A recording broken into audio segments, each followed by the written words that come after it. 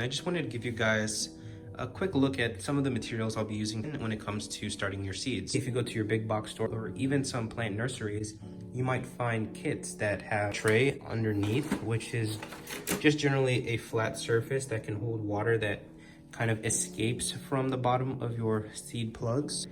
You want to make sure that you have a good seed starting mix. A humidity dome kind of acts like a greenhouse. If you don't have something like this, use some kind of plastic material that's clear. You can also use something like an egg carton. You can put your seeds in there and then the top will act like a humidity dome as well. A light source that is in the 5,000 Kelvin to 6,500 K. I would need to do something called up potting. If you don't feel like purchasing something, what you can do is use food containers that you might have. So all I'll need to do is make sure I put some holes in the bottom. Thank you for watching and have a great day.